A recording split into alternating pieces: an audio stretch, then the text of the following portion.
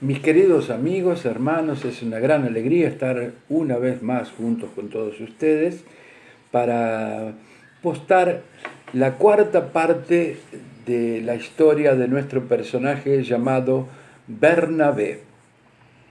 Mas antes de entrar en el tema, quiero decir algo que ya lo comenté para el grupo que grabé en portugués. Yo había hecho una grabación de casi 20 minutos y acabé apagándola porque yo sé que hay mucha gente que no le gusta escuchar, que ven más de 5 minutos, 10 minutos, no, que voy a estar 10 minutos. Bueno, y eso me produce un malestar y a veces entro en un dilema, ¿no? Pero entiendo que lo que Dios me ha concedido es un talento de maestro, de poder enseñar y poder transmitir las verdades registradas en la palabra de Dios, y se necesita tiempo. No se puede sacrificar cosas tan importantes en prol de ser breve. Entonces, les pido que oren por este tema y bueno, aquellos que quieren aprender, van a aprender, porque si de repente yo estoy hablando media hora o estoy hablando 40 minutos, bueno, pueden tener certeza que va a ser media hora, 20 minutos o una hora, pero con contenido, no va a ser contando pequeñas historias sin sentido. Entonces vamos a entrar en el tema, vamos a hablar de Bernabé, un personaje maravilloso, y hoy quiero presentar una característica nueva de él, que es la característica de que él era un hombre que no se importaba de ninguna manera de ocupar el segundo lugar. Pero antes de entrar en ese tema, como siempre me gustaría hacer un pequeño contexto de cuál era la situación que estaba sucediendo en este momento en Jerusalén. Por causa de la muerte del primer mártir cristiano, Esteban, que fue muerto por apedrellamiento, apedreado, por causa de eso vino una grande persecución de los cristianos y muchos tuvieron que irse de Jerusalén, escapar para otros lugares. Y entonces dice la palabra que muchos llegaron a Antioquía de Siria, y a medida que ellos iban por distintos lugares, iban predicando de Cristo resucitado. Y en Antioquía se produce un gran avivamiento, y es digno de notar que en aquel lugar por primera vez el grupo de seguidores de Cristo es llamado de cristianos. Ya era imposible mantener ellos como una secta, como un grupo que surgió como un brazo nuevo del judaísmo. No, ahora ya se dieron cuenta que era algo importante y ellos fueron denominados como cristianos. Entonces vamos a hacer una reseña. El libro de Hechos de los Apóstoles en el capítulo 9 nos relata la compulsiva conversión de Saulo de Tarso cuando el Señor Jesús se le aparece camino a Damasco, él le cae en tierra, aquella luz viene sobre él y Jesús le dice: Saulo, Saulo, ¿por qué me persigues? Que ustedes ya conocen. Ahora vamos para el capítulo 10 del libro de Hechos, y aquí ahora los reflectores que estaban sobre Saulo ahora son direccionados para el apóstol Pedro. ¿Por qué? Los judíos tenían la idea de que el Evangelio era exclusivo del pueblo judío, pero el Espíritu Santo comienza a darles a ellos una nueva orientación y va trabajando en ellos para que comprendan que el Evangelio es para todas las naciones, así como lo había dicho Jesús. Entonces, el Espíritu Santo manda a Pedro a la casa de un hombre extranjero, un centurión romano llamado Cornelio, conocido como el italiano. Un centurión era un hombre que tenía a su cargo 100 soldados. Y va a la casa de este hombre, cuenta cómo él recibió orientación para ir en esa casa, y él ya coloca un poco de su personalidad, que era un poco discriminatorio también. Ustedes saben que yo no me junto con gentiles, entonces estoy haciendo una excepción, estoy viniendo acá, ustedes son de otro nivel. Bueno, ahí el Espíritu Santo dijo, cállate la boca, Pedro, porque ahora voy a hablar yo. Pedro se tuvo que callar la boca y el Espíritu Santo fue derramado sobre los de aquella casa. Ellos fueron salvos, aceptaron a Cristo, fueron bautizados en las aguas y el don del Espíritu Santo vino sobre ellos y hablaban en otras lenguas. Y ahora, Pedro tenía que ir allá en Jerusalén y explicarle a sus colegas apostólicos qué es lo que estaba pasando acá, porque las cosas estaban mudando, era distinto a lo que ellos inicialmente habían imaginado. Y como se dice, sobre mojado cae lluvia. También en la misma hora llegan informes de Antioquía, que en Antioquía hay un gran avivamiento y que las personas están, los gentiles están aceptando a Cristo. ¿Y ahora qué vamos a hacer? Porque los judíos que están allá en Antioquía están aceptando a Cristo y parece que también los extranjeros también están recibiendo la gracia de Dios sobre sus vidas. Y ahora, bueno, vamos a tener que elegir a alguien que vaya a representarnos, que vea de primera mano qué es lo que está sucediendo en aquel lugar y que nos traiga un informe.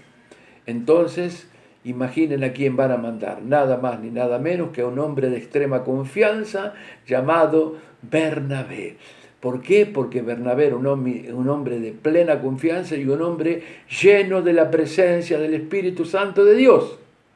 Pero no era solamente eso, él reunía otras características. Ustedes recuerdan que yo ya hablé de él y dije en Hechos de los Apóstoles 4:36, dice que él era ¿de dónde? De Chipre. Entonces en aquel lugar en Antioquía había gente de Fenicia, de Chipre, de distintos lugares. Y tenían otra lengua, otro idioma, tenían otras costumbres, y quien conocía esas costumbres y esa lengua era justamente Bernabé. Bernabé es comisionado luego tal vez de un culto en que colocan las manos posiblemente en la cabeza de él y lo ordenan, lo mandan con aquella función apostólica. Vuelvo a hablar, él no era apóstol, mas estaba cumpliendo una función apostólica en aquel momento. Él no formaba parte del grupo de los 12. Ya hablé de eso en la primera postalla que yo hice de Bernabé. Entonces cuando él llega allá, maravilla, él se queda de boca abierta, maravillado, era mucho más de lo que él imaginaba. Había un avivamiento impresionante en Antioquía y la gente convirtiéndose a Cristo, y él ya llegó y ya estaba predicando también, y aceptaban a Cristo, y el don del Espíritu Santo era derramado sobre las personas, y ahora aquello era impresionante, crecía mucho. Se me mezcla el portugués con el español, bueno, va a ser, es natural, ¿no? Entonces, Bernabé piensa, esto es mucho para mí, yo no puedo administrar todo esto, y ahora, ¿qué voy a hacer acá? No puedo tener control de una cosa tan grande. Y orando, pensando, dije, ya sé. Yo sé quién es la persona que reúne todas las condiciones para venir a colaborar conmigo aquí y trabajar en este lugar. Y ahí se recordó de Saulo de Tarso, que había tenido que escapar para Tarso y estuvo en el desierto de Arabia, reencontrándose consigo mismo y acomodando todo en su corazón, en su cabeza, con esta nueva revelación del Cristo resucitado. Y Saulo supo esperar, él estaba en la sala de espera, estaba todavía ya en las sombras, digamos, ¿no? Aguardando el tiempo de Dios con paciencia. Y Bernabé va para aquel lugar y me imagino golpeando las manos en una casa, en otra. Ustedes no conocen un muchacho que se llama Saulo, que... sí, allá. Y hasta que fue y ahí lo encontró. Imagino ese encuentro. Amado hermano, qué bueno verte nuevamente. ¿Cómo estás? ¿Estás bien? Bueno, déjame que te cuento rápidamente. Tenés que venir conmigo porque está pasando esto, y la obra del Señor necesita de hombres que tengan la capacitación espiritual que vos tenés. Saulo, venite conmigo, vamos juntos para Antioquía porque hay mucho trabajo para la obra del Señor en aquel lugar. Y la palabra de Dios nos dice que ellos fueron para aquel lugar, fueron juntos y quedaron un año predicando la palabra en Antioquía de Siria. Y también dice que había un equipo maravilloso, estaba un seleccionado, ¿no? Otra que la selección de fútbol, un seleccionado maravilloso, había unos nombres maravillosos, profetas, maestros, Saulo predicando, Bernabé predicando. Ay, cómo me hubiera gustado estar en aquel lugar y escuchar una de esas predicaciones. El avivamiento era grande. Y ya cerrando esta parte, porque voy a parar por aquí, porque si no se va extenso, voy a hacer una segunda parte de este tema. Y mucha gente hoy dice, ay, estamos precisando de un avivamiento en la iglesia, en el pueblo evangélico, en el pueblo cristiano. Y mucha gente piensa que avivamiento es gritaría, aspamento, mucho barullo, mucha musiquita, mucho golpear los pies en el piso, pero no es nada de eso. Avivamiento para Dios no es eso. ¿Sabe cuál es la marca original de un avivamiento? Vidas transformadas por el poder de Dios.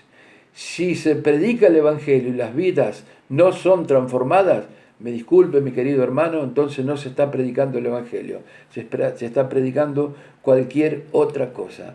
¿Qué hubiera sido la historia de la iglesia si Bernabé no hubiera ido a buscar a Saulo de Tarso?